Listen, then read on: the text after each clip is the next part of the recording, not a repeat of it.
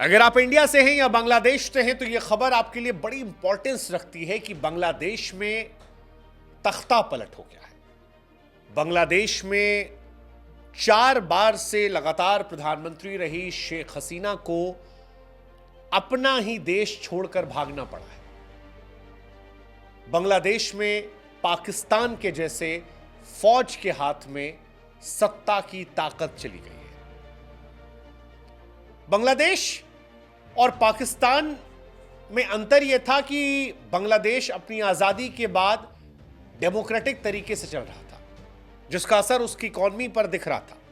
लेकिन शायद अगस्त का महीना बांग्लादेशियों के लिए अच्छा नहीं होता, या कहें कि हसीना परिवार के लिए अच्छा नहीं होता, क्योंकि जिस शख्स ने बांग्लादेश को आजादी दिलाई थी, शेख मुजीबुर रहमान, उनकी 15 अगस्त 1975 को परिवार के 17 लोगों समेत हत्या कर दी गई थी 1975 में। तब शेख हसीना इसलिए बच गई थी क्योंकि वो विदेश में थी अपनी बहन के साथ। बाद में लौटी, बांग्लादेश की सबसे लंबे समय तक रहने वाली प्रधानमंत्री बनी, एक ग्लोबल लीडर बनी।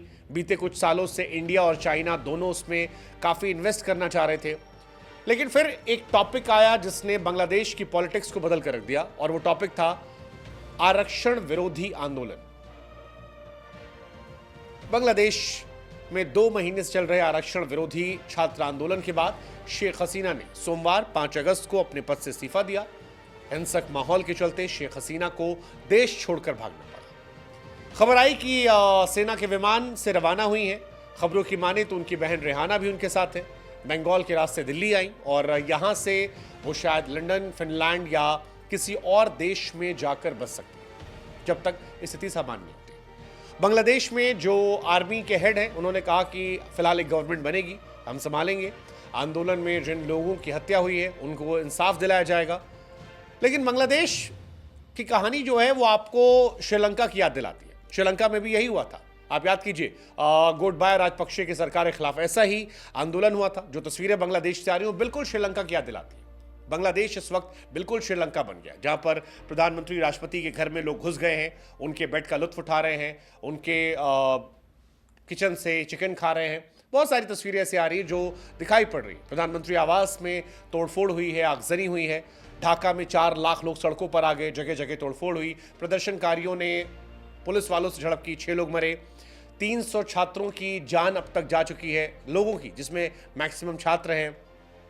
तो ये बहुत सारी चीज़ें आ रही हैं। कई सारी तस्वीरें ऐसी हैं जो हैरान करने वाली थी, जैसे संसद के अंदर बेड पे प्रदर्शनकारियों का पड़े रहना, संसद के अंदर चिकन खाना किचन से। तो ये सारी चीज़ें हमने श्रीलंका में देखी थी, और ये सारी खबरें हैरान करने वाली भी थी। 5 अगस्त 2024 की सुबह से लोग ढाका की तरफ पैदल रिक्शों से मार्च कर रहे थे। हजारों प्रदर्शनकारियों ने शेख हसीना के सरकारी आवास पर धावा बोला। बेडरूम गार्डन में प्रदर्शनकारी टहलने लगे। सेना असफल रही, मार्च करने वालों को रोक नहीं पाई, और इसी बीच शेख हसीना ने अपनी बहन के साथ देश छोड़ दिया। अब ये घटना एक तरफ श्रीलंका की याद दिलाती है, दूसरी तरफ 49 साल पहले 15 अगस्त 1975 को जो हुआ था, शेख हसीना के पिता और बांग्लादेश के संस्थापक शेख मुजीबुर रहमान की हत्या, उसकी भी याद दिलाती है। क्योंकि जिस घर से बांग्लादेश की आज़ादी का बिगुल फूंका गया था, इसी अगस्त के महीने में 1975 में उस परिवार में 17 लोगों की डेथ हुई थी। पूरा खानदान मार दिया गया था, केवल शेख हसीना और उनकी बहन रह गई थी। मतलब वो एक बहुत बहुत खतरनाक मंजर था बांग्लादेश का राष्ट्रपति भवन जब खूनी घर बन गया था।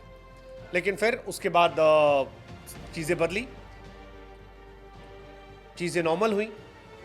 लेकिन अब एक बार फिर ये कहानी, हालांकि जो वजह बताई जा रही है इस बार, वो है आरक्षण पर ढाका हाईकोर्ट का फैसला। दरअसल 1971 में बांग्लादेश आज़ाद हुआ था, और इस साल वहाँ पर 80% कोटा सिस्टम लागू हुआ।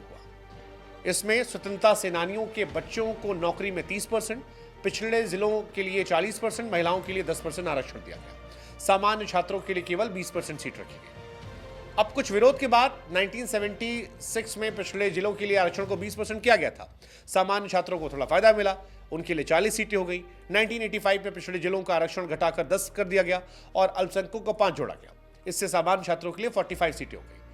अब शुरुआत में स्वतंत्रता सेनानियों के बेटे बेटियों को आरक्षण मिलता था। कुछ सालों बाद स्वतंत्रता सेनानियों के बच्चों को मिलने वाली सीटें खाली रहने लगी। इसका फायदा सामान्य छात्रों को मिलने लगा। लेकिन फिर 2009 में जब उनके पोतों पोतियों का आरक्षण मिलने लगा तो वहीं से नाराजगी बढ़ने लगी। 2012 में विकलांग कोटे के लिए भी एक कोटा जोड़ दिया गया, तो कोटा कुल 56 हो गया। 2018 में 4 महीने तक छात्रों ने प्रदर्शन किया था। बाद में सरकार ने सिस्टम खत्म कर दिया था। लेकिन 5 जून 2024 को ढाका हाईकोर्ट ने एक फैसला सुनाया जिसमें पुराने कोटा सिस्टम को बहाल करने के लिए कहा, और वहीं से छात्र जो हैं भड़क गए, और उस भड़कने का असर यह था कि कहानी बिगड़ती गई।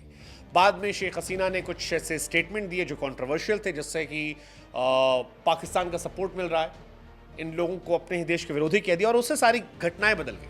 फिलहाल इट्स डिसअपॉइंटिंग टू सी कि इंडिया ने एशिया में अपना सबसे अच्छा दोस्त खो दिया, क्योंकि बांग्लादेश एशिया में भारत का सबसे अच्छा दोस्त था। भारत को भी इससे काफी डेंट होगा, काफी नुकसान होगा, भारत की भी नजर इस पर है। लेकिन कहानी फिर वही है कि यहां से आगे क्या, देखते हैं।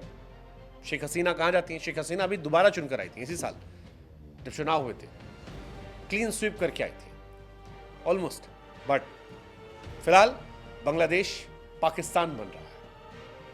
ये ना बांग्लादेश के लिए अच्छा है, ना भारत के लिए अच्छा है। इस मामले को शेख हसीना बेहतर तरीके से सुलझा सकती थी। बांग्लादेश की इकॉनमी बीते कुछ सालों में इंस्पायरिंग थी। अब ऐसा लग रहा है बांग्लादेश 10 साल पीछे जा रहा है। क्या बांग्लादेश का पाकिस्तान बन जाएगा? लेट्स सी, देखते हैं। लेकिन फिलहाल तख्ता पलट एक अच्छी खबर नहीं है, ना बांग्लादेश के लिए, ना भारत के लिए, ना एशिया के लिए, ना दुनिया के लिए।